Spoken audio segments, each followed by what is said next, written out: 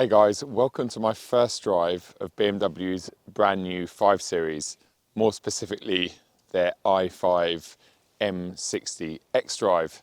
Rewind to February 2017 and I headed down to the south of Spain for my first ever BMW press launch, and that was for the brand new, then, G30 5 Series. And on that launch, they had the two models that they predicted as being their top sellers, which were the 520D and the absolutely brilliant 530D. Fast forward to this very latest 8th generation, codenamed the G60, and you can't get a diesel engine in your 5 Series anymore. In fact, at time of filming, there's only one combustion engine model, which is the 520i. We then have two hybrids, a 530e and a 550e, and then two all-electric variants, the eDrive 40 and this flagship M60 X-Drive. I guess we should start with pricing, and you might need to be sitting down for this. A base i5 M60 X-Drive will set you back £98,000. And this particular Brooklyn Grey press car, well, it has £20,000 worth of options on top of that, meaning this 5 Series sitting behind me retails at £118,000. In terms of its running gear, it has an 81.2 kilowatt hour battery, which gives it a claimed maximum range of 315 miles on the WLTP cycle, although I've not found it to be anywhere near that figure. In fact, when it was dropped off, it had 93% battery and a predicted range of 204 miles. It has an electric motor on the rear axle and it has an electric motor on the front axle, because remember, it's X-Drive. Combined, they give this car a total output of 601 horsepower and 795 newton meters of torque. That gives it a claimed 0 to 62 figure of just 3.8 seconds. And we're going to be testing that out a little bit later. That's quite impressive when you consider that this car weighs 2.4 tons. I don't love or hate the styling of the new 5 Series. I kind of sit on the fence, if I'm being honest. I'm glad that they haven't gone in the direction, at least around the front end, of the new 7 Series. And to me, it looks more like the current 2 Series Coupe or M2. The headlights are a little bit small for my liking. The grille is a little bit large and it's illuminated, etc. But overall, I think it's quite a safe package. And this press car has the optional 21-inch wheels. I'm not massively blown away by their design or the way they look. They fill the arches nicely, but like so many wheel designs from so many manufacturers these days, their primary target for them is to make them as aerodynamic as possible, which means they all end up looking very similar. But I think my biggest issue with the styling on this particular car is just how ordinary it looks for something that costs almost £120,000. Jumping in here, well, it's radically different. I can't see anything in here that is carried over from the G30, maybe aside from the indicator stalks, but everything else is brand new. But very similar to the G77 series, I feel that the fit and finish and the qualities of the materials have definitely taken a bit of a fall. There's cheaper plastics higher up. There's lots of different plastics and colours going on.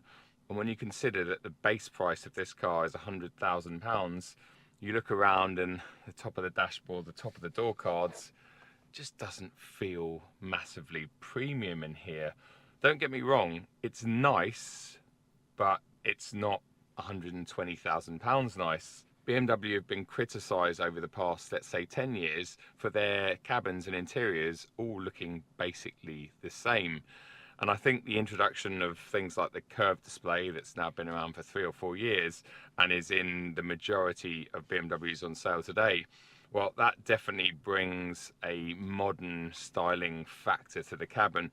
And when you look around at some of the plastics and carbon fibre used, well, it definitely looks like it's a lot newer in here. It feels like a bang up to date and modern interior. But there are, thankfully, some let's call them old school touches, like the traditional iDrive controller down here, although this one is the crafted Clarity version. I think you have to pay about £1,000 for that.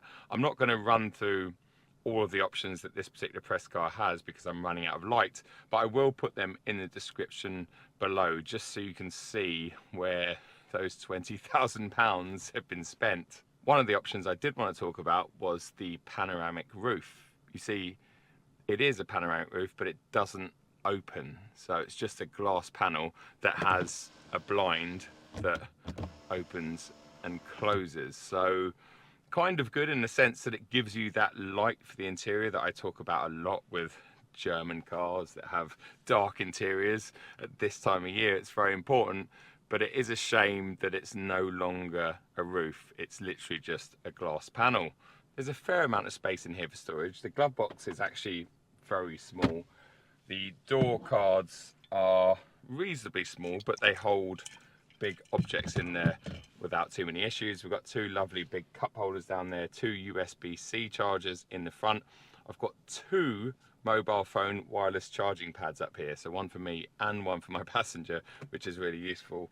And we have a small little cubby hole here, which is big enough for a medium-sized banana and my wallet. In terms of driving position, surprise, surprise, it is spot on. It feels lovely. The ergonomics in here are perfect. I can just gently hold the wheel at quarters to 3.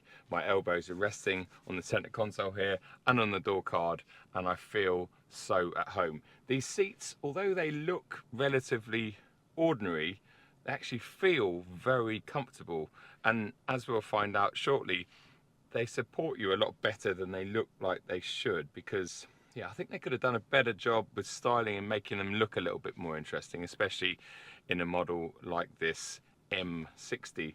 When you jump into the back, well, it doesn't feel any bigger in there compared to the previous generation, the G30.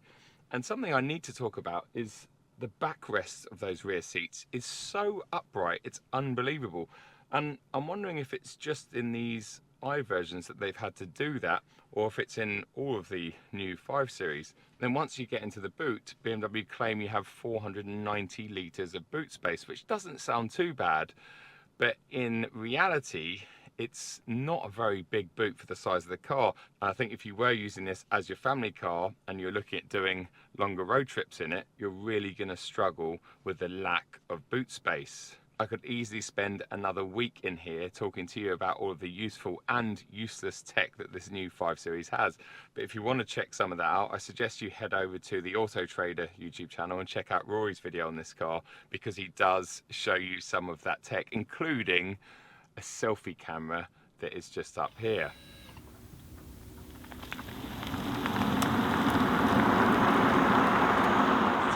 Let's test out this car's claimed acceleration figures.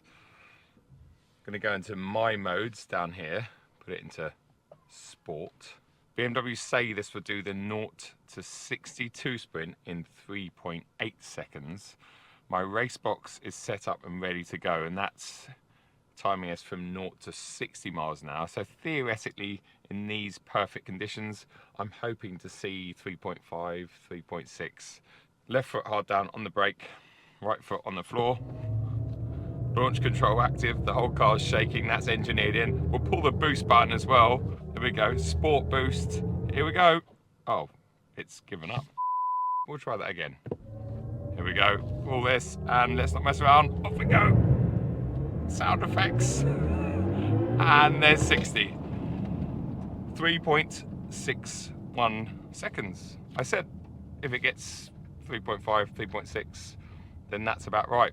But we know that electric cars are fast in a straight line. Let's go and see what it's like when we take it on a nice twisty road.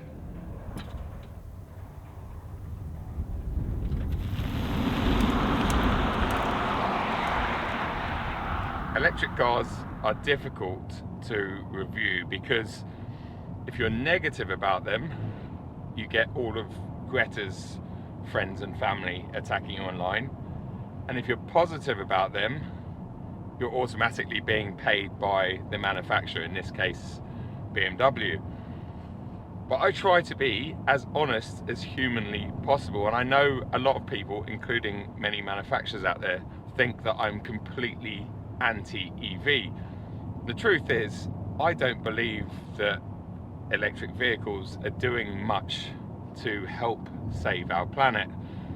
But I do believe that there is a time and a place for them. And I actually really like smaller electric vehicles, cars that you would tend to use in towns and cities. Cars like BMW's very own iX1. I had one of those in Australia for about 4 or 5 days, and I really enjoyed it. It's small, compact, not too heavy, has a reasonable range. You're not going to be doing silly distances in it anyway, because it's not claiming to be a 5 or 7 series. And I really enjoyed that car. This, on the other hand, I'm just not too convinced. The first thing I want to talk about is ride quality. Now remember, this particular i5 M60 is on the optional 21-inch wheels, which have tyres that I can only describe look like rubber bands. There's literally no sidewall on them. So therefore, in my head, when I factored in the lack of tyre sidewall and the fact that this car has 35,000 M badges on it, which in today's world usually means an overly stiff ride, I wasn't expecting it to be comfortable, and it really is. I know this particular road very well. In fact, I take every single press car and personal car along here regularly. I know every bump, and I have to say, this is right up there with some of the best riding cars I've ever taken along here, and that's a massive surprise for me because I really wasn't expecting it. Maybe if it was the i5 eDrive 40 or the 520i, then I'd be less surprised, but in this one that's packaged up as an M performance car, I just thought it would feel a little bit wooden, but it doesn't at all. It feels really nice, it flows along here really well, and in terms of suspension quality and feel, it's definitely better than the previous generation in any guise that I've ever driven, especially cars like the F90 M5 Competition. As good as that is, it does have a very stiff ride. Now we already know that this car is very fast, at least in a straight line. 0 to 60 in just over 3.5 seconds in a car weighing 2.4 tons is quite ridiculous, and you certainly don't need anything any quicker. But that's no massive surprise because all EVs are very quick in a straight line, even EVs that aren't pretending to be sporty or fast, and they always feel a lot quicker than their acceleration figures suggest, especially if you haven't spent much time behind the wheel of an EV, because when you put your foot down, you get pretty much 100% of the available torque straight away. Whereas in a combustion engine car, well, that takes time to build. Even a really efficient twin turbocharged engine like the one in my M3, you put your foot down like that, it takes a second or two for the turbos to spool and everything to start working. So straight line pace, I'm in no doubt, this thing is an absolute rocket ship. It's really fast, and in fact there's a road just near where I live, not too dissimilar to this, that's unfortunately way too busy during the day, so I can't film along there, but is exceptionally quiet at night because it's a rat run, that I use every time I get a press car. So once a press car is delivered to me, usually on the first night I head out in it and blast up and down this road. It's a 60, and to be fair, you'd be hard pushed to be doing 60 in most places because it's twisty and challenging. So it's always a bit of an early benchmark road for me to take a car out and test. And when I got this delivered, it was pouring the rain, it was about 8 degrees outside, the roads were quite greasy, so it wasn't ideal conditions. But I have to say, it was an absolute rocket ship along that particular road. I don't think I've driven anything in dry conditions or wet conditions that as fast as this car from point to point. It's an absolute rocket ship. Like, it really surprised me, but it didn't give me any amazing feelings. I was left feeling a little bit cold. It's kind of a bit soulless. You get over its pace very quickly, and sure, it's massively impressive and massively capable, but it's not massively exciting. You have various synthesized sounds that come through the cabin. Hopefully you can hear that when I'm in normal mode, and when I put it into sports, the seats hug me a little bit and all the ambient lighting turns red, and well, that sound gets a little bit louder. And if I pull this boost paddle here on the left, and it's even louder. And that's all Hans Zimmer's work. I'm sure BMW have paid that guy an absolute arm and a leg over the past 5 or 6 years to generate some of these sounds. And to be fair, I don't mind them, and you can turn them off and on, so if they do wind you up or annoy you, you can turn it off. And I think that's quite a nice feature. If you're just cruising around town or you just want to chill out, then yeah, you can shut down all those sounds. As we're running out of lights and running out of range, I've got 92 miles left. That's always difficult when you're trying to film a video, hence there not being many flybys in this video, because I didn't have the time and the car hasn't literally got the energy. I need to get this home tonight, it gets collected tomorrow, and I don't have time or the means to charge it anywhere because I don't have a fast charger at home. If you have charging facilities at home or at work and you're not using your car for lengthy journeys, certainly ones that are longer than the car's range, then you shouldn't have too many issues with it. But for someone like me, that is a problem because I do lots of longer road trips. And if I did own one, I think Lou will eventually get an electric company car, then we will install a faster charger at home. So that shouldn't be an issue. And I'm sure when we have that car, whatever it might be, we will use that for all of our daily stuff, for all of our smaller journeys, because once again, they're very useful in that sense. And if you're using electricity at night rates, at lower rates, then essentially it should cost you less than putting traditional petrol and diesel into your car. Maybe not diesel. I still think a 530D or a 30D, it's going to be a long time before we get any kind of power plant or running gear that competes with that.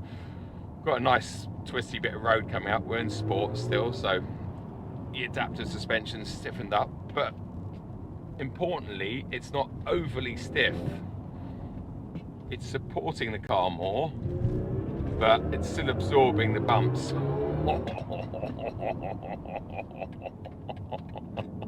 So fast. It's so fast. It's like so many sporty cars these days. It's way too fast for the public road, but you're not going to take your i5 out on track, because let me tell you, if you took this out on track, it would do one very impressive lap, and on the second lap, the tyres and the brakes would just self-combust because of the weight and the available thrust. You know, it's just not designed for that sort of thing. But as a road car, like I said earlier on, from point to point, it's extremely capable. Let's face it, most i5 buyers or premium electric car buyers are company car users, and they go with electric cars because it makes a lot of sense financially. I think that's exactly what this car is going to be. I'll be very surprised if any private buyers go out and spend £100,000 or £120,000 on one. Now, I don't like comparing brand new cars with slightly used cars, but in this car's case, I'm going to have to make an exception. There's an F90 M5 competition on sale today, and yes, that is the previous generation 5 Series. And if you go on to Auto Trader and you look at nearly new cars that were manufactured and sold in 2023, you'll find there's an awful lot of delivery miles M5 competitions at main dealers for about £75,000. How can you ignore an M5 competition costing £40,000 or £45,000 less than this i5. You just can't.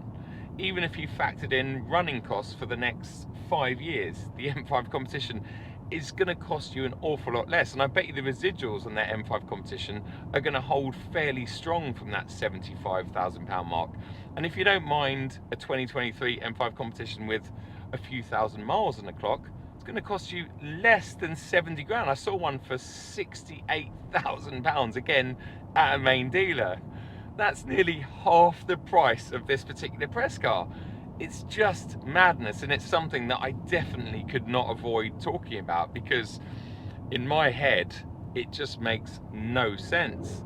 Hopefully you enjoyed this video, guys. I've really tried to be as honest and upfront as possible. I really hope that BMW as a manufacturer appreciate that too and don't take offense to me when I'm being negative around some of their products. I think it's really important to be as open and honest, because then when they do make something like the current G87 M2 or my M3 Touring that is absolutely brilliant, well, guess what? My audience and people that watch my content believe me, because I'm not going around saying everything they do is brilliant, because that doesn't work in today's world. People aren't stupid. If you're a company car user and this makes sense in terms of your benefit in kind and how much money you save, then great. I'm sure it's going to be a fantastic car to drive around in for a couple of years. But if you're a private buyer, I would think long and hard about getting one of these. I'm going to head home because I don't have many miles of range left and I don't want to be stuck out in the middle of nowhere.